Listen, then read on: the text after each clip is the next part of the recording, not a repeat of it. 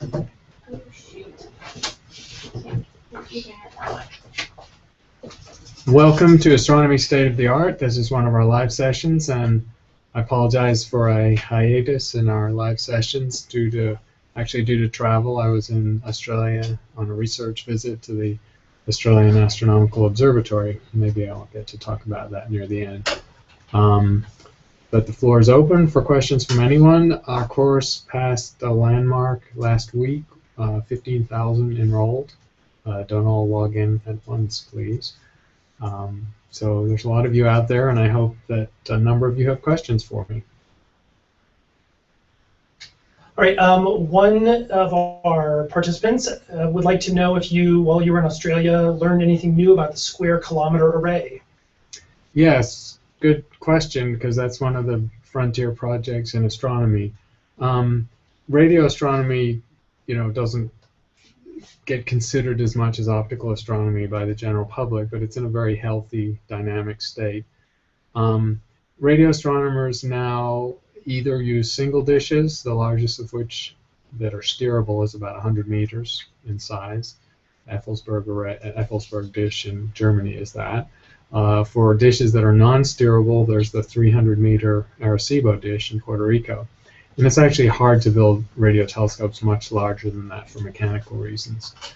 And so the biggest advances in radio astronomy have come from interferometers, which is where individual dishes spread over some geographical area are used essentially as a single device where the wavefronts are combined between the disparate elements all pointing in the same direction. And the telescope gains the angular resolution equivalent to the distance between the largest separation elements. So the very large array in New Mexico is a classic example of this, where the Y-shaped pattern of 27 antennas, each of which is 15 meters, can be spread over a distance of 10 or 12 miles across the New Mexican desert. And simulating a radio telescope with that kind of an aperture, which means it can resolve thousandths of an arc second, actually tens of thousands of an arc second, incredibly good angular resolution.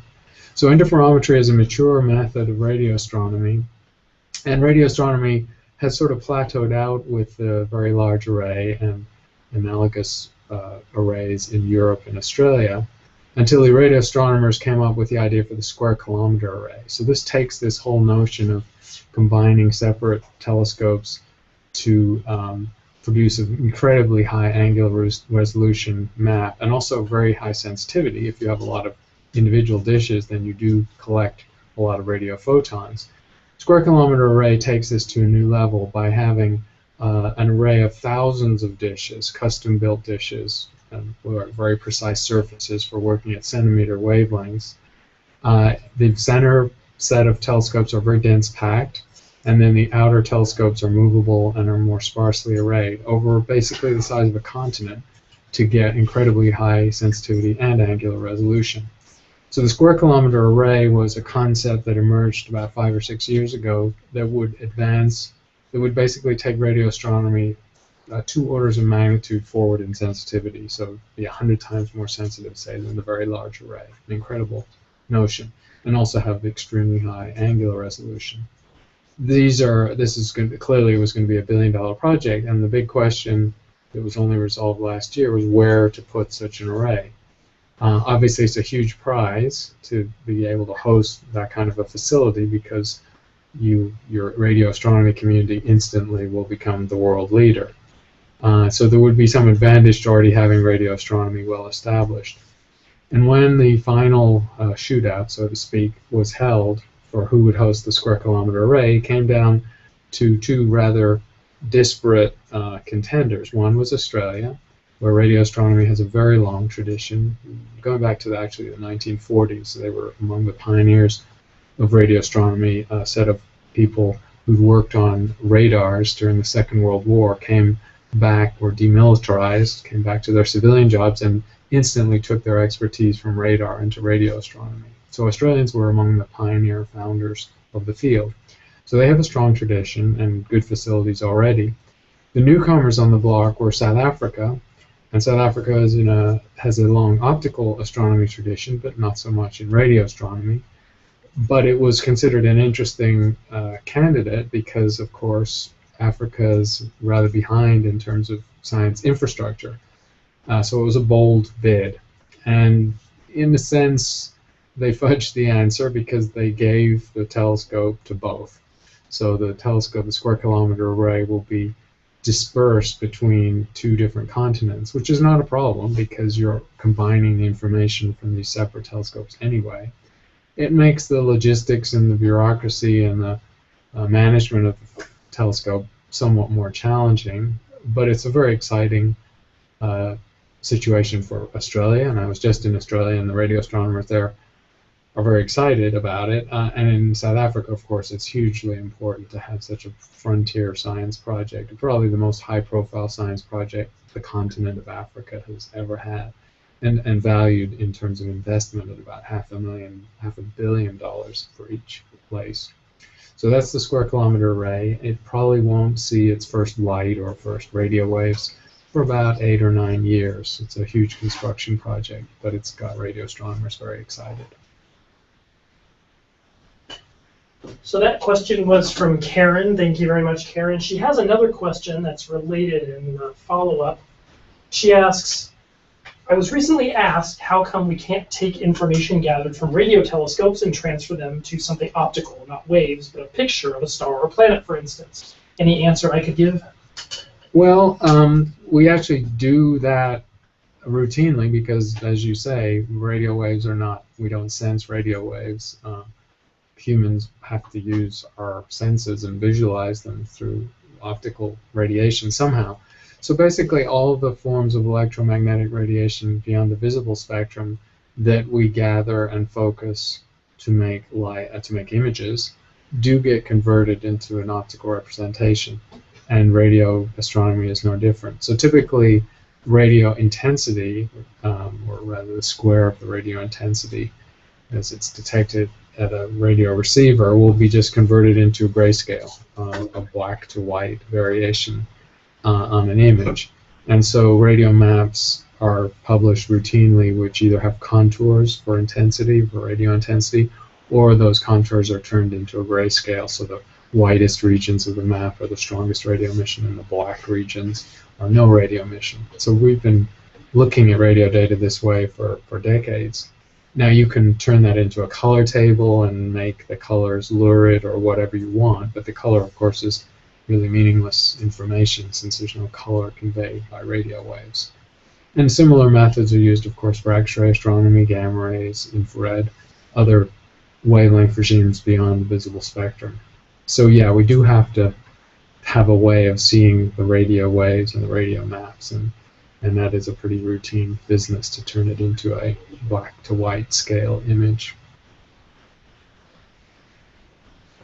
All right, the next question is from Stan, and he asks, could you summarize the significant hopes for what the LSST will find or capabilities it will enable once it comes online? Sure. LSST, very exciting international project. A very big part of the money is coming from the United States, and the National Science Foundation is supporting it. Arizona is heavily involved because we're providing the big optics, the mirror, the primary and secondary, tertiary mirror. The tertiary, the mirrors are combined, so it's a very clever optical design where the second gathering mirror is embedded into the primary mirror. So it's like a hybrid mirror, 8.4 meters in diameter. That was spun by the Mirror Lab here at the University of Arizona a couple of years ago, and has been polished as well. So that telescope is waiting to be built in Chile, and the first light, it's a little hard to estimate because it depends on federal funding, and that's pretty uncertain these days. I mean, the commitment is there, but the budgets have been pretty flat or suppressed. It's just 2018, maybe 2019. So what will LSST do? Well, first of all, what is LSST? It's a Large Synoptic Survey Telescope. And the key word there is synoptic. So most astronomy with all the large telescopes that you read about, from the Hubble to the Large Binocular Telescope here to the Keck telescopes in Hawaii, to the VLT in Chile, they tend to do multiple scientific projects, stars, galaxies, cosmology. And they observe categories of objects or groups of objects or samples. And they try and make very deep maps or measure spectra or make these kind of observations. It's pretty unusual in astronomy to return to the same target over and over again, for the simple reason that most things in astronomy, most things in the sky, don't actually vary. So that would be rather a boring thing to do. But people have been aware for some time that this sort of general avoidance of staring at things over and over again to see if they change had led to a dearth or a deficit of our understanding of the variable universe.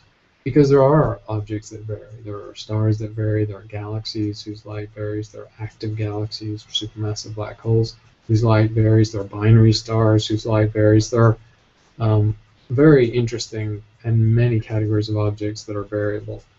And the thing that had never been done was just to stare at the universe deep enough to see far, billions of light years, and do it over and over again without prejudice to the type of object. In other words, stare at the whole sky that's available to you over and over again for a period of time, years, to see what changed and how.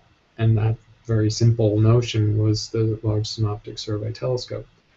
The catchier phrase from LSST is celestial cinematography. So you can imagine a telescope that's mosaicing in a couple of nights. Every couple of nights it will take a picture of the entire 2/3 of the sky that's visible from any one location on the Earth. You don't get the whole sky, of course, with one telescope. And we'll do that again 3 nights later. And they'll do it again for a year, do it again for 5 or 6 years, hopefully. And look for anything that changes to a very high degree of sensitivity and a very fine level, because the photometry, the calibration of these images will be exquisite. And we'll do this in actually 5 different wavebands, so across from the blue to the red part of the spectrum. So the things, the color of the things that change will be measured by this telescope.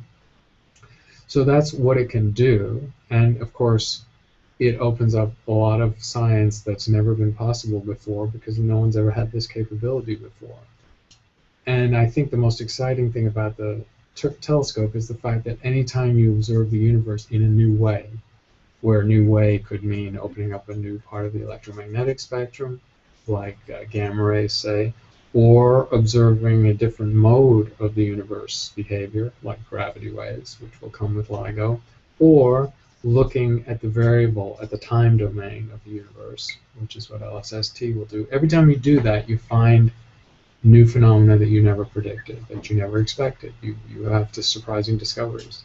The universe is inexhaustible in its ability to surprise us. So it's always a good thing to do this, to expand your observational domain in a new direction, because not of the things that you expect to find and want to find, but the things you wouldn't expect or will be surprising, will be discoveries. So that's what we expect and hope from LSST is a lot of very cool science, but also new discoveries. So what are the core science projects for LSST? Well, they're varied. They're everything across from planetary science to cosmology. In the realm of planets and nearby universe, the Synoptic Survey Telescope, by taking a picture of the sky every few days, will very sensitively find anything that moves relative to the stars or the galaxies, which are a fixed reference frame. And that, of course, means it's extremely sensitive to nearby planetary or subplanetary objects, NEOs, near-Earth objects, as they're called. So the LSST is going to make an amazing inventory of asteroids and Earth-crossing orbit comets and small objects in the inner solar system. And, of course, we'll measure their orbits by its sequential observation. And we'll also produce an inventory of the things that could potentially hit the Earth. That's one of its secondary goals. So we're going to learn a lot about the near-Earth environment of small objects, debris, going down to maybe a few tens of meters, so really quite small objects, but in the very nearby universe, more like asteroid size when you're talking about distances of hundreds of millions of miles. It's also going to be potentially sensitive to planets in the outer solar system. As we know, Pluto has been demoted to a dwarf planet, and there are other dwarf planets in the outer solar system beyond the Kuiper belt that are at least the size of the ones known to be larger than Pluto, and there's another 4 to 6 suspected objects that will be found soon of Pluto size or larger beyond the orbit of Pluto. And we've never done a full survey of what's out there in that outer solar system. LSST, there are projects underway to try and do that right now, but LSST will do it probably 10 times better than any existing project. So it'll give us this amazing inventory of the rocky and icy material in the outer solar system, which has a lot to tell us about how the solar system formed.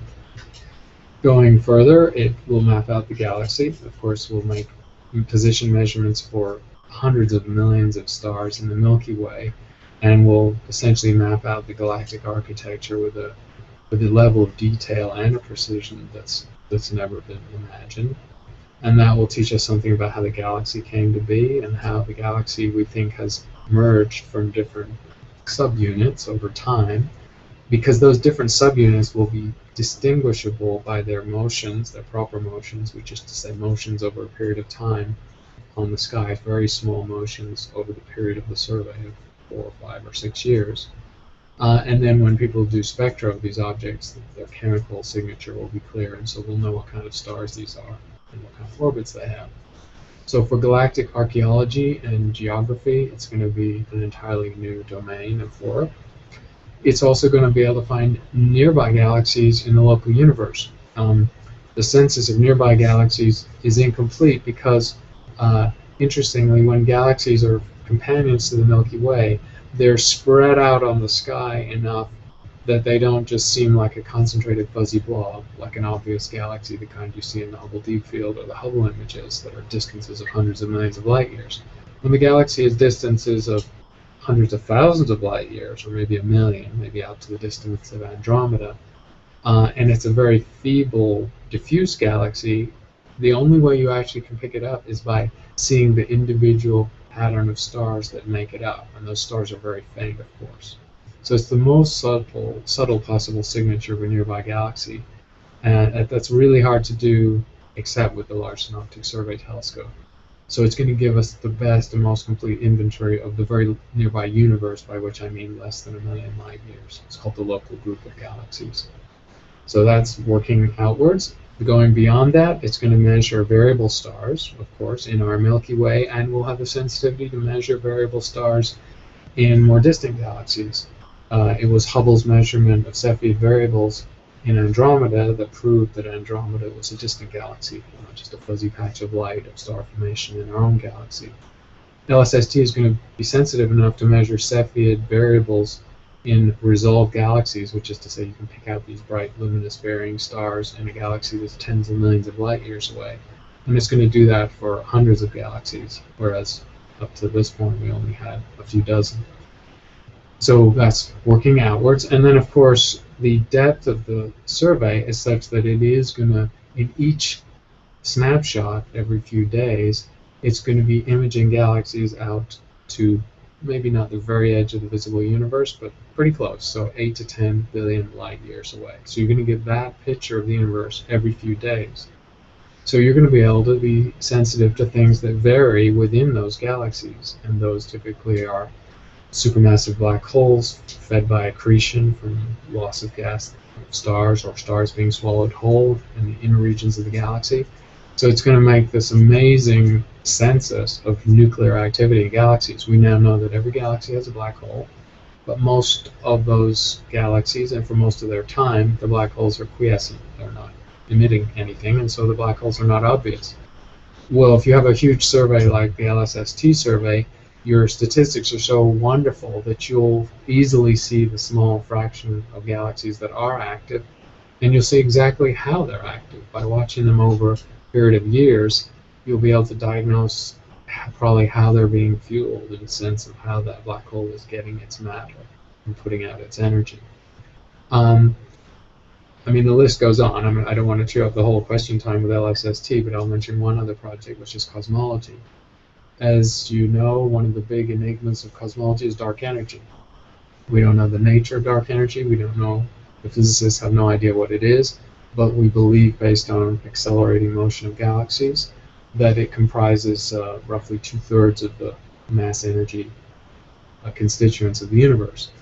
So anything that gives us a better handle on dark energy is valuable, and it's been very hard to learn more about dark energy in the last decade. LSST is going to diagnose dark energy in a very interesting way. Basically, dark energy and dark matter affect the expansion rate of the universe. That's how dark energy was found. But also, they affect the way the volume of space changes over cosmic time, because it's an accelerating expansion. So the volume is changed in a different way than if dark energy were not present in the universe. The way LSST is going to diagnose this is by looking for very small and subtle distortions of faint galaxy images.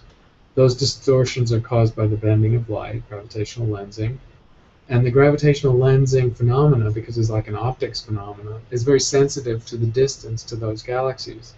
And so if you make models of how gravitational lensing operates, it's like using a lens equation, where the distance between the lens and the viewer, us, and the lens and the source, which is a distant object, is a number you have to put in the equation.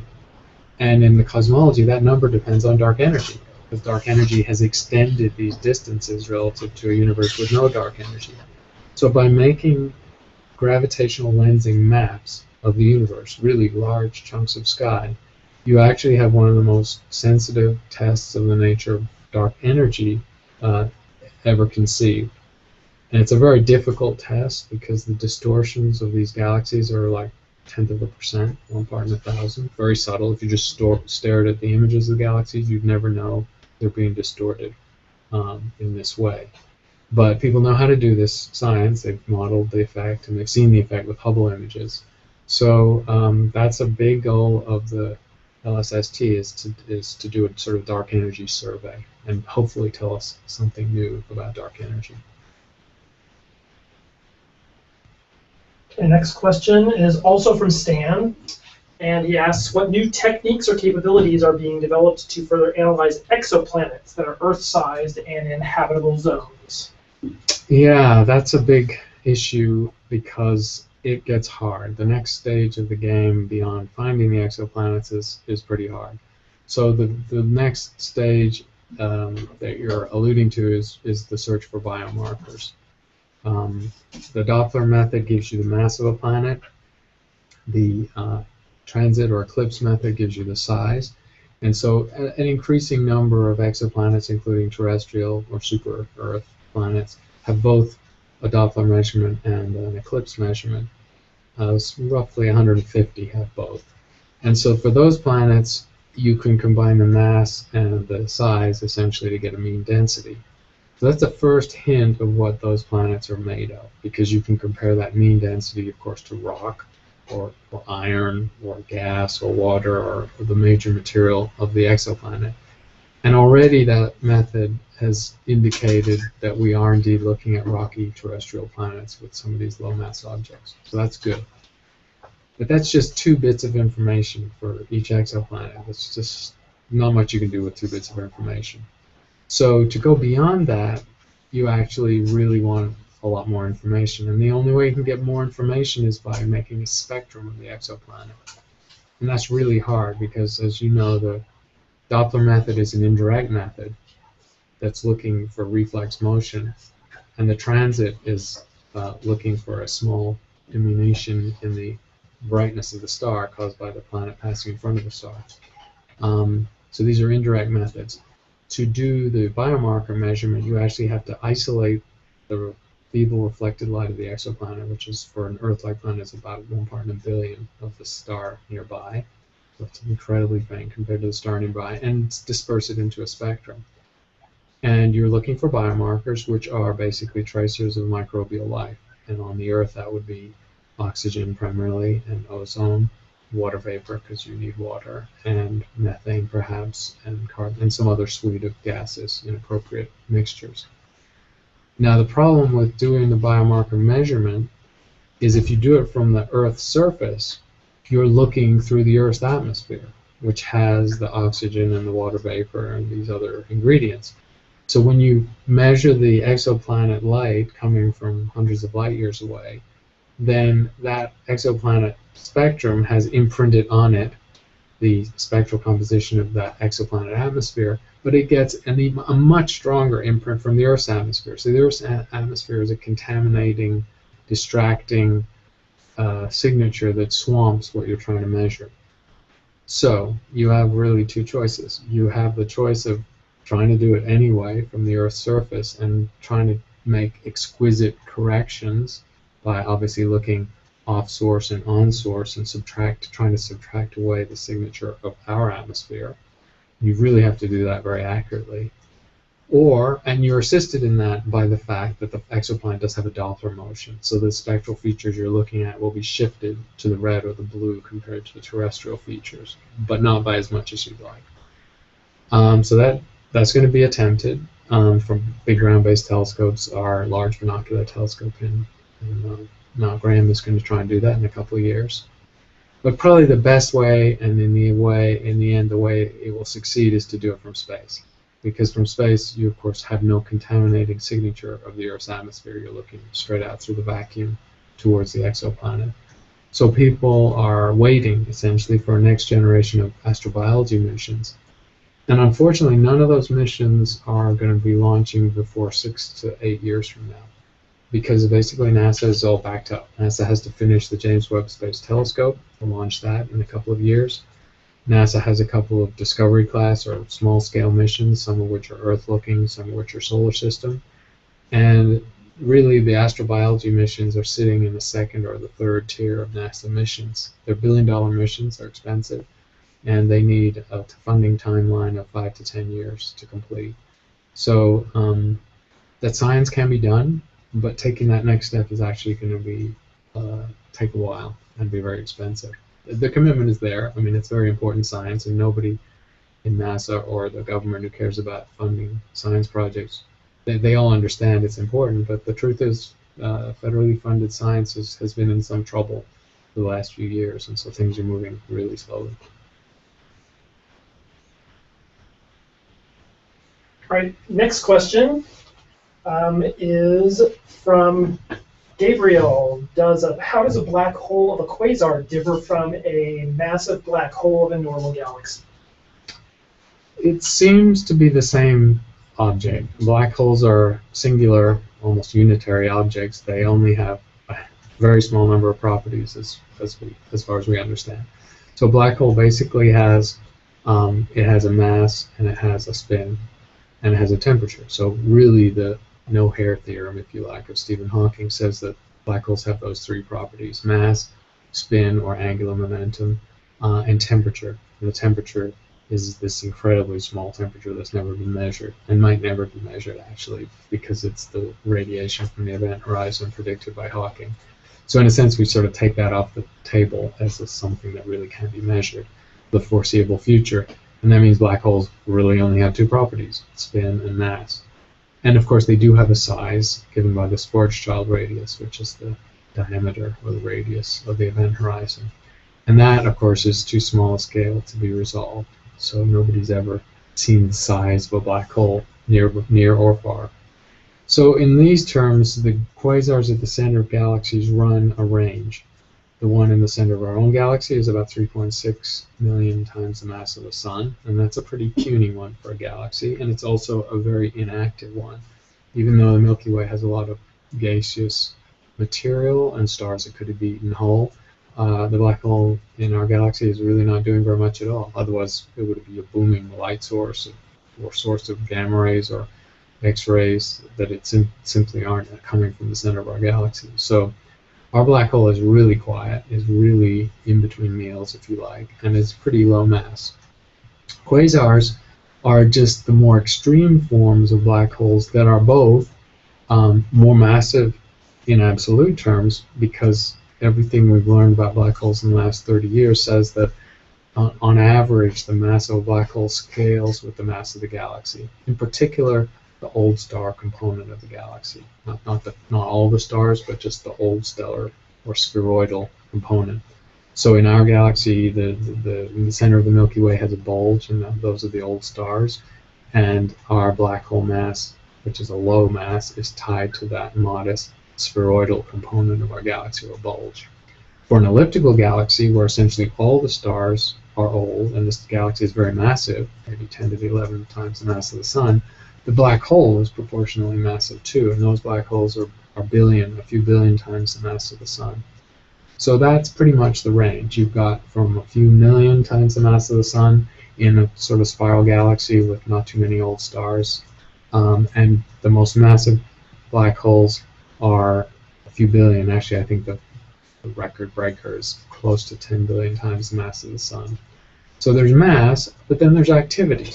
And the things that we call quasars are not only massive black holes, but they're massive black holes that are in an active phase. Because we've certainly also found massive galaxies with massive black holes where the center is not optically bright and isn't kicking out X-rays or gamma rays or radio waves. So we certainly find massive black holes that are active and them that are not inactive. We found lower mass black holes that are inactive and active. We found all the possibilities. So quasars are basically the more massive black holes, anywhere up from 100 million solar masses to a few billion, to the limit, where the enormous amount of energy is coming out. And you can put a ballpark number on the amount of energy that's coming out, because black holes are extremely efficient gravitational engines. They basically can convert something like 10 to 30% of mc squared of mass energy available to them. So they are devouring matter. Most efficiently, it's gas swirling through an accretion disk towards the central region in the event horizon. Less efficiently, chewing whole stars, single stars, or ripping their envelopes off. And we can calculate the efficiency of the most luminous quasars, and they have to be converting 10 to 30% of the mass energy of the available gas directly into radiant energy, which is an amazingly efficient gravitational engine. You can compare that, say, to stellar fusion, like the sun, where the sun is converting 0.7% of the mass energy into radiant energy, sunlight. So black holes are, 30 to 50 times more efficient than the sun in turning mass into energy. Okay, Ryan asks, what is your opinion on the state of space education before the post-secondary level? That's a good question. Astronomy in the schools has had a rough road, really, for decades. And it goes back to a lot of issues in STEM where science in general has had a rough road in the schools, as anyone who has school children will know, and who cares about science and finds out what their kids are learning or not learning. Astronomy is an ugly stepchild in the school system, unfortunately, despite being one of the fundamental and original sciences and the oldest science and all that, and one of the most exciting. I'm partisan, but clearly it's one of the most exciting. I'll put genetics up there too, because biology's having a good time these days too. So astronomy has, in some school districts and in some situations, had its own airplay and courses and teachers who are able and willing to teach it at the high school level. But generally, it's subsumed into earth science these days. So in the curriculum, it'll be bundled in with earth science. And earth science, of course, as one of the sciences that has to be covered in school, has a lot of ground to cover. I mean, earth science is a dynamic field, geology and earth systems and climate and all that stuff. So, if you're trying to shoehorn all of astronomy into earth science, is not going to get much time and attention unless the teacher really cares about it. And that's basically the situation.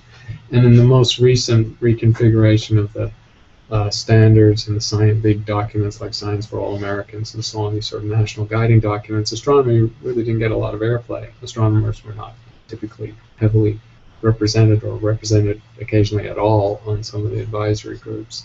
And so there wasn't a lot of astronomy in the curriculum. If by the time you get down to middle school, it's a crapshoot, and it's actually quite rare to find astronomy represented. And elementary school, of course, typically science teachers are not trained in science, and they don't have a lot of content knowledge in any of the science areas they're teaching, let alone astronomy, which is moving pretty fast and where you sort of need current training to be able to talk about all the stuff you're asking about. like black holes, dark energy. You can't just, you need a lot of training to know those subjects well enough to teach them to a kid at any level. So astronomy is, simply put, underrepresented and poorly represented in the science curriculum of schools, which of course is, apart from the partisan fact that I think it's the most exciting science, it's a missed opportunity, since astronomy is a way of showing the commonality of logical methods and approaches to understanding nature that underpin all science. So you can use astronomy as an exemplar for everything: remote sensing, the power of data, the logical method by which we deduce something. Obviously, the distinction between science and pseudoscience is easy to pick examples out of astronomy or related to astronomy for that.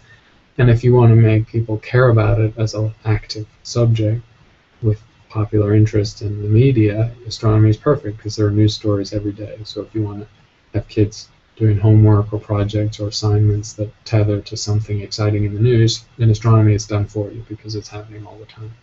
So it is a shame. And I mean, it's not like the thing is over. I mean, people are still retooling the science curriculum in the schools, but really astronomy doesn't have a big place in it at the moment. All right, Benjamin asks, I recently heard about a study that found a very distant 9.6 billion light-year elliptical galaxy that has an unusually small amount of dark matter. Any thoughts on why that might be the case, or what this might mean for our understanding of dark matter? Yes, I'm not. I haven't read the research paper, but I'm familiar. I think I'm familiar with what you're alluding to. Yes, people with dark matter still not understood. So it's right there with dark energy. It's one of the two enigmas of cosmology. We're essentially left trying to do little astrophysical experiments with galaxies typically, since they're mostly made of dark matter, to try and diagnose its properties. So this galaxy that you're alluding to, which is a very distant object, one of the more, something close to 10 billion light years away, is getting back to within a quarter of the first history of the universe. Measuring dark matter in galaxies like that is typically done either by stellar motions, and for a galaxy this faint and this far away, you can't resolve the star motions. You just get some one blanket number which tells you on average how fast stars are moving in the central parts of those galaxies, and that was done for this galaxy. The other thing you can do is the lensing method, which maps the dark matter with a little bit more detail, and I think that's what led to this implication that this galaxy has less dark matter than we would expect. So what does that mean? It's tough to interpret this kind of anomalous result more broadly. The presumption is that on average in the universe, dark matter outnumbers normal baryons, which is neutrons, protons, and electrons, by a factor of 6 to 1 in mass, 6 times more dark matter to normal matter. And that ratio should be preserved across all scales. So we should see that on scale of galaxies or clusters, and that on average all galaxies should show the same ratio. But this is a galaxy that deviated from that standard ratio. And in fact, other locations in the universe have been found to deviate from that ratio. Not by a huge amount, but by enough that it's significant. It's a real measurement. And I guess I have to say the interpretation of this is not clear yet. What can happen is that if a galaxy has merged or interacted with another galaxy, then you can upset this nice scaling where you have a fixed amount of dark matter for the amount of visible matter. Because when two galaxies interact, and especially when they merge, the visible matter kind of sloshes together, collides, interacts, and changes the configuration of the visible galaxy. The dark matter, because it's weakly interacting, it has gravity, but it doesn't have interaction with radiation, will move more freely. And so two galaxies can essentially pass through each other in terms of their dark matter, where their visible parts will collide and stick together and stay in one region of space. So when we see a galaxy that has less dark matter than it should, that's one of the inferences that's made, that this is a galaxy where even if we can't see it happening right now, we infer that in the past it had an interaction or a collision or a passage of a maybe more massive galaxy that distorted or pull the dark matter into a different distribution relative to the visible stuff. So that's the kind of interpretation people are using for this galaxy and others that are in this situation. Unfortunately, in itself, that observation, that type of observation, doesn't tell us what dark matter is, because interpreting it the way I just described makes an assumption about dark matter. So it's a circular argument. It doesn't necessarily tell you anything brand new about dark matter.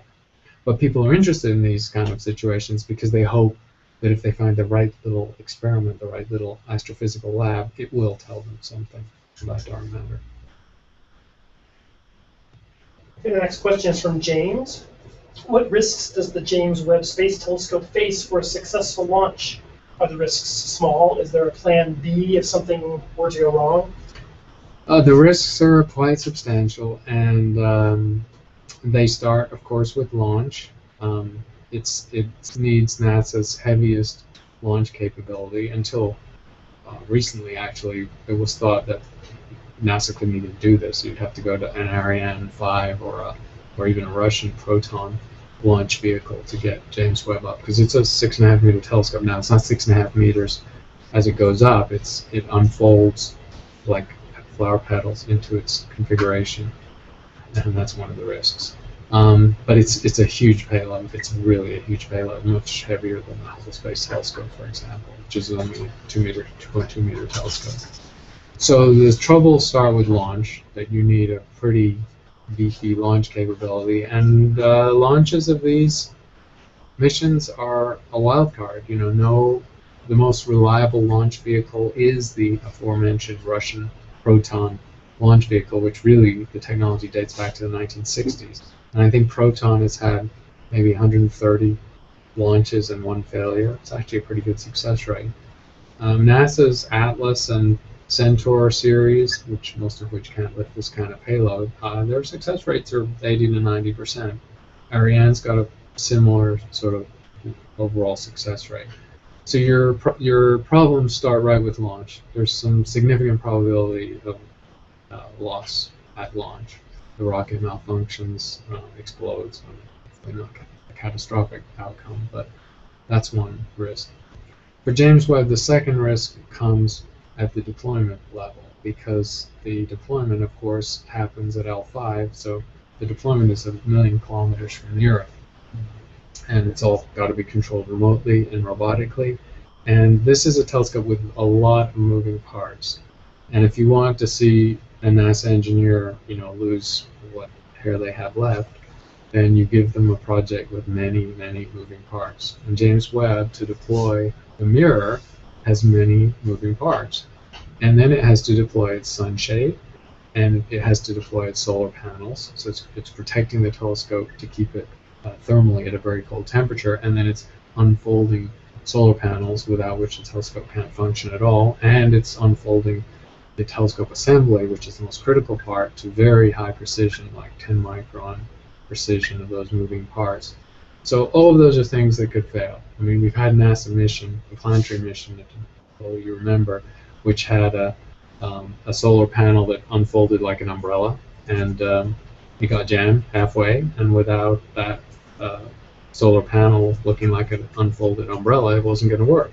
And they literally had to jog it and mess with it, and they got lucky, and it unfolded. So these mechanical problems are the next stage of worry, because really, if something goes badly wrong or seizes up, your options are pretty limited that far from the Earth. The third possible problem with James Webb, of course, will come with the instruments, because the instruments are tested on the ground, and they go through what's called thermal vac testing. So at Goddard and Johnson Space Centers, they have these huge vacuum tanks that are sufficient, that can be taken to an amazingly low pressure, like 10 to the minus 9 torr, which is whatever, actually 10 billionth of atmosphere pressure. Simulate the space environment. They throw in UV radiation and make it as space-like as possible. So the instruments are always tested that way, and they're tested to see if they can mechanically survive the vibration of launch and deployment. But you never know. These are complex instruments for James Webb. They're sophisticated. Well, two of them are one of them is built here, and the second one is subcontracted out of here. So we have our hands in 2 of the James Webb instruments, and they have been delivered. So the James Webb instruments have passed all their tests, and one of them has had thermal vac tests, so it's pretty much ready for launch. But you never know. The space environment is different, and it's definitely typically harsher than anything you've simulated on Earth. So instruments are the third thing that could go wrong. And then the underlying issue, of course, is that at a Lagrange point so much further than Earth orbit, there's nothing you can do. If the telescope for some reason doesn't work, goes wrong, it can't be guided to its stable position where it's going to do its science. That's another issue. The James Webb Space Telescope, of course, has small thrusters on it, which are designed to keep it in what is generally is not a purely stable position. It's a gravitational balance point, but it's an unstable one.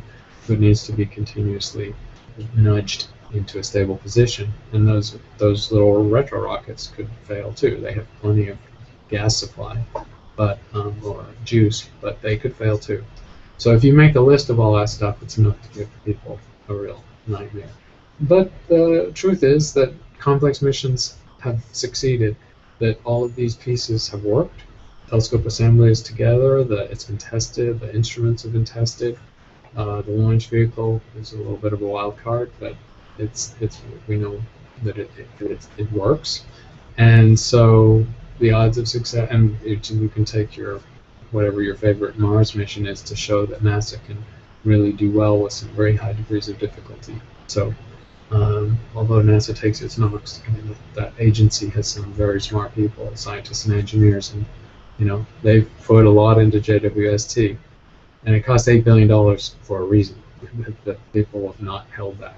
It's got the very best of everyone's efforts. Okay, Stan asks, at what point does the GMT, the Giant Magellan Telescope, become usable for first light? So we have a 2-phase project. This has all become very topical right now, and we're, of course, heavily invested in it, making the mirrors. The 4th mirror, we'll make the 4th mirror late this year.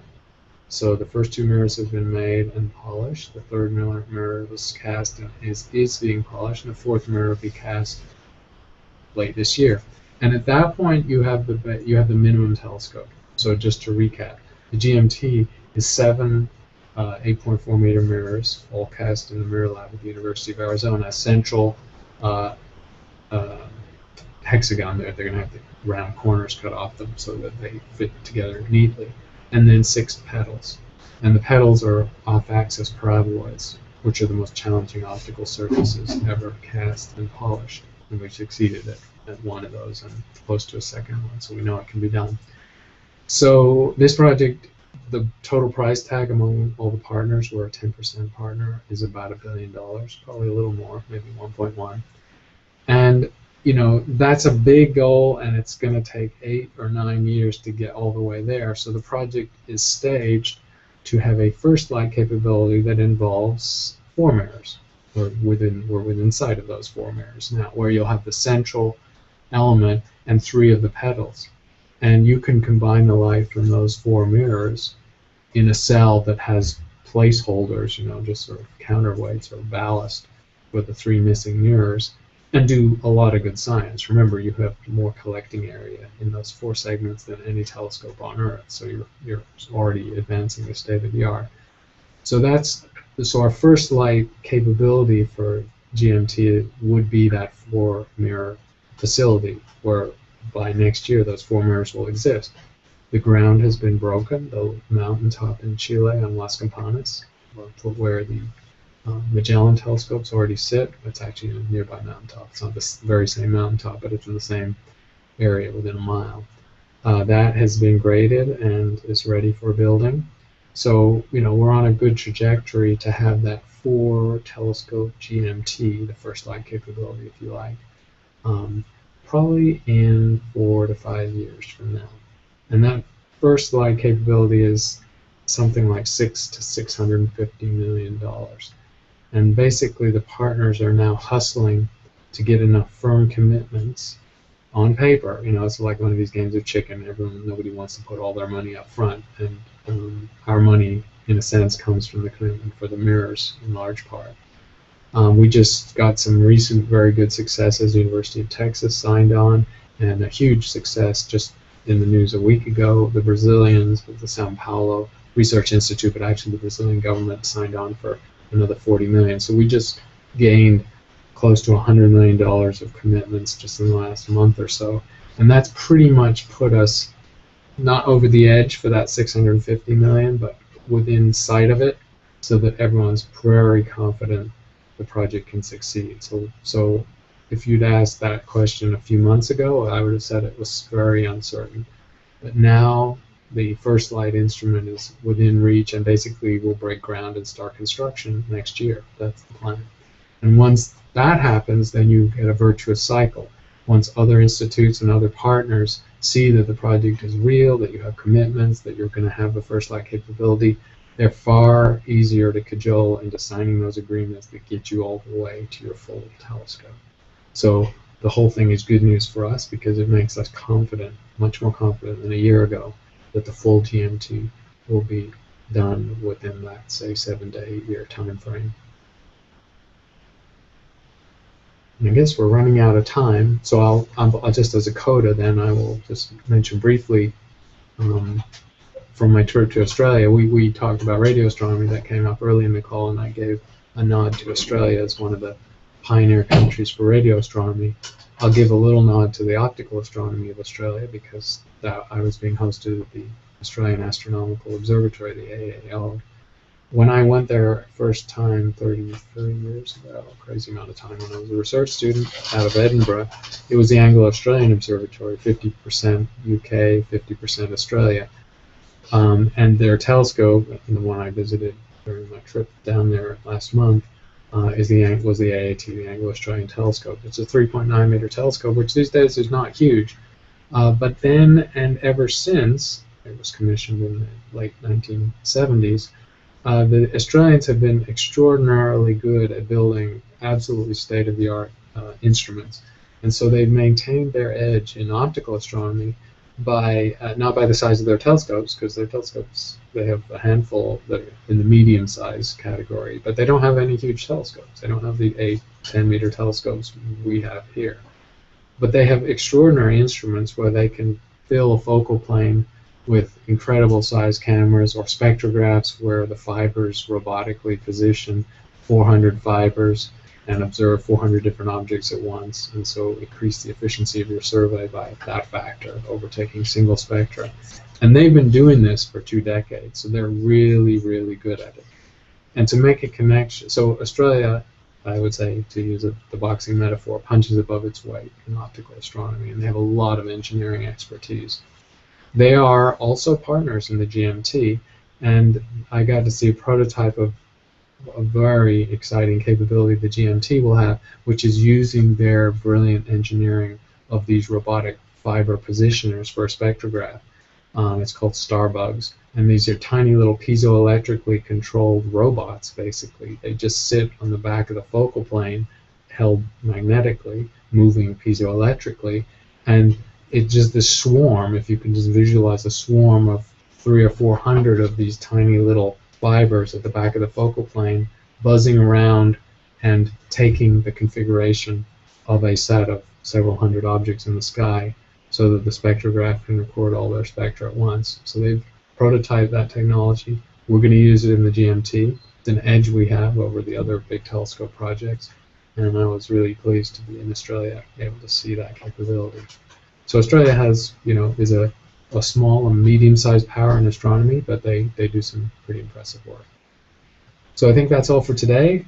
Thank you for participating. Some great questions, and we'll get back on our routine of doing this every couple of weeks. Okay, thanks. Bye. There were a few questions that we didn't get to today, but we will start out with those next time. Yes. Anything we don't get to, we'll absolutely buffer into the first of the next session.